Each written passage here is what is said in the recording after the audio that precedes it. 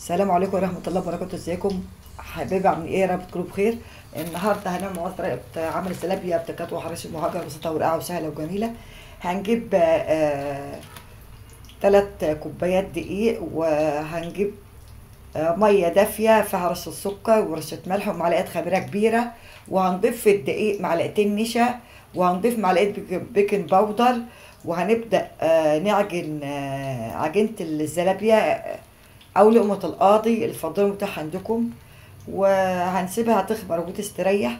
ونجيب طاسة على النار فيها زيت، ونبدأ نجيب شربات تقيل بارد اهو، آه، عبارة عن كوبايتين سكر وكوبايتين مية وعصير ليمونة ومعدس النحل وفانيليا.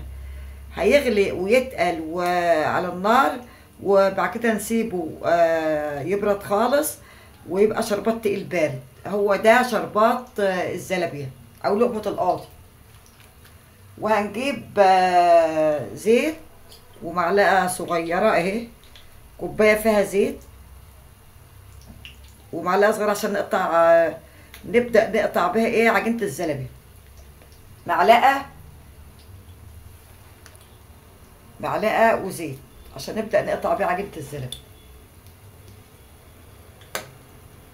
وبعد كده هنجيب طاسة على النار فيها زيت، ونقطع عجينة الزلابية ونبدأ نقلبها لما تاخد اللون، تستوي وتاخد اللون الذهبي، تستوي وتتحمر وتاخد اللون الذهبي. هنطلعها نحطها في شربات تقيل البرد اللي احنا قلتلكم عليه، اللي هو عبارة عن كزرونة. نجيب كزرونة على النار فيها 2 كوباية مية و2 كوب سكر وعصير ليمونة ومعلقة عسل نحل وفانيليا وعصير ليمونة، ونبدأ او ماء ورد او فانيليا متاح عندكم مفضل. ونبدأ نجيب كوب في زيت ومعلقة صغيرة، ونبدأ نقطع عجينة الزلابية في طاسة فيها زيت على النار، ونبدأ نقطع عجينة الزلابية تستوي وتتحمر طول الدهب، ونبدأ نقلبها بالشوكة، ونبدأ نطلعها في الشربات التقيل البارد. يا إما نضيف عليها صوص كراميل اهو، صوص كراميل، يا صوص شوكولاتة، يا إما سكر بودرة وجوز هند. التزيين هنبدأ نحط صوص شوكولاتة أو صوص كراميل أو شربات تقيل بارد أو سكر بودرة. الحاجات دي بنزين بها عجينة الزلابية بعد ما تتحمر في الطاسة اللي فاتت على النار وتستوي وتتحمر طول الدهن. وبعد كده هنبدأ نقلبها عشان نطلعها. هنبدأ نقطع عجينة الزلابية.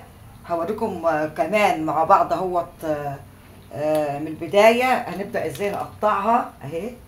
هنغرق اهي اهي،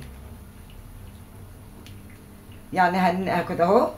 وهنبدأ نغرق المعلقة زيت اهوت، نحط المعلقة في الزيت البارد مش المغلي اللي احنا بنحمر فيه، ما ينفعش اهو. ادي عجينة الزلابية بعد ما عجناها بالمية الدافية ورشة السكر ورشة ملح ومعلقة الخميرة ومعلقة النشا ومعلقة بيكنج باودر، وسبناها اهي.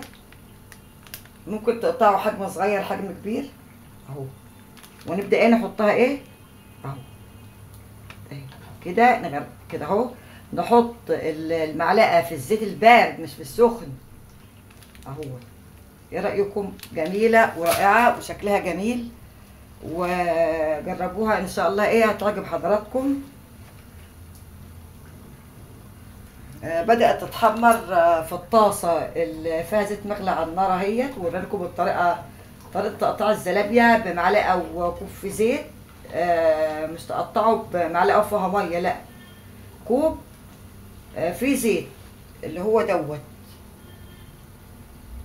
ده.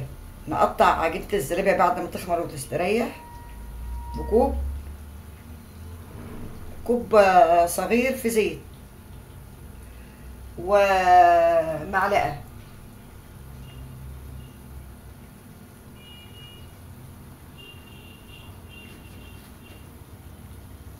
معلقه اهوت، وكوب ايه في زيت اهو، كوب صغير في زيت. وبعد كده هنحمر الزلابية، عجينة الزلابية اللي في الطاسة اللي على النار وتتحمر، ونقلبها اهوت، يبقى شكلها جميل ورائع وشكلها خطير اهوت. وبدأنا نقلبها بعد ما استوت الذهبي، ويبقى شكلها في منتهى الجمال. وبعد كده هنبدأ نقلبها كده اهوت عشان نطلعها في الشربات التقيل البارد، اللي هو كزرونة على النار فيها كوبايتين سكر كوبايتين ميه وعصير ليمونه وفانيليا ومعلقه عسل نحل. بيتقل بيغلي، يبدأ يغلي على النار ويتقل، ونتركه يبرد. وبعد كده اهوت شكلها رائع وجميل اهي، شكلها رائع وفي منتهى الجمال. اتحمرت وخدت اللون الذهبي اهي، شكلها خطير وحلو جدا ورائع. جربوها ان شاء الله هتعجب حضراتكم. و ديت الزلابيه بعد ما حمرناها، ممكن نحط عليها صوص كراميل. ممكن نحط عليها بعد ما نحطها في الشربات اهوت،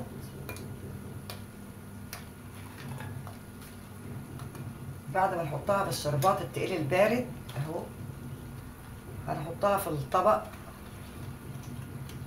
اهي،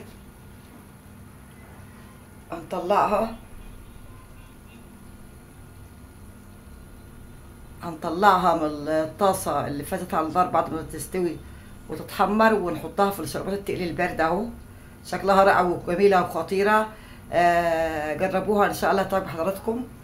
وبعد كده هنبدأ نطلعها في الطبق ونحط لها ايه، سكر بودرة، صوص كراميل، صوص شوكولاتة، المتاح عندكم المفضل اهوت.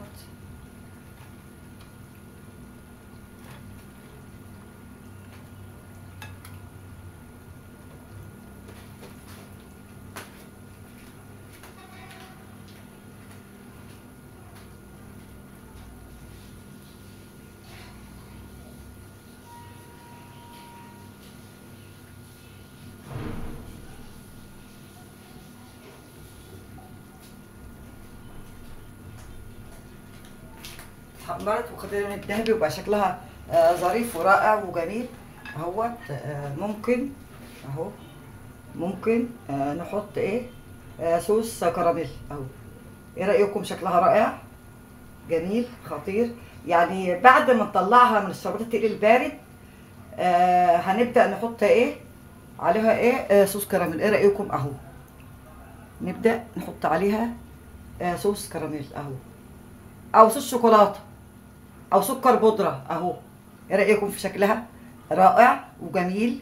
جربوها ان شاء الله هتعجب حضراتكم. بتكاتوا حرقش بهجر. وبكده هنطلع ايه الطبق على المائده. طريقه عمل زلابيه خطيره ورائعه وجميله. اقول لكم الطريقه بتاعتها والتكات بتاعتها والحركات بتاعتها. يا جماله يا جماله. واهي جميله. النشا بتديها ميزه انها بتبقى بتاخد اللون الذهبي وبتبقى مقرمشه، مش بتبقى هي. شوفوا بتبقى جميله ازاي. بتبقى شكلها ذهبي رائع وشكلها جميل وخطير. جربوها ان شاء الله ايه هتعجب حضراتكم. وبعد كده خلصت حلقه اليوم، وقبل ما اشكركم واقول لكم مع السلامه، والتقي بكم في حلقه جديده فيها حاجات جديده جميله ورائعه بتكات وحش مهاجر. طريقه عمل زلابيه خطيره ورائعه وجميله. ممكن نحطها في شربات تقيل بارد، اللي هو عباره عن كازرونه فيها كوبايتين سكر وكوبايتين ميه وعصير ليمونه وفانيليا او ماء ورد ومعلقه عسل نحل او عسل كلوكوز، المتاح عندكم المفضل. وبعد كده هنعجن العجينه بميه دافيه فيها رشه سكر ورشه ملح ومعلقه خميره كبيره، ونضيف في الدقيق معلقتين نشا ومعلقه بيكنج باودر ونعجنها ونسيبها تخمر تستريح. وبعد كده نبدأ نقطعها بمعلقة صغيرة وكوباية فيها زيت، وبعد كده في الطاسة اللي فيها زيت على النار، وبعد كده اتحمرت اهي. شكلها بقى رائع وجميل. جربوها ان شاء الله هتعجب حضراتكم اهي. شوفوا شكلها رائع ازاي اهي. ايه رأيكم اهي اهي اهي.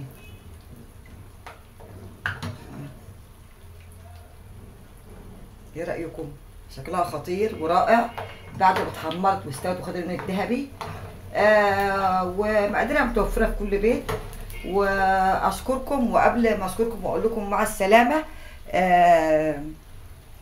شكرا جزيلا لكم، ولو تكرمتوا وربنا يسعدكم. لو عجبتكم وصفة اليوم، طريقة عمل زلابية جميلة وخطيرة ورائعة ولذيذة وفي منتهى الجمال، مش تنسوا تعملوا لايك واشتراك في قناة أم هاجر، قناة مصرية لذيذة وجميلة ورائعة، وتفعلوا زرار الجرس عشان يوصلكم كل جديد بتكات وحرش أم هاجر.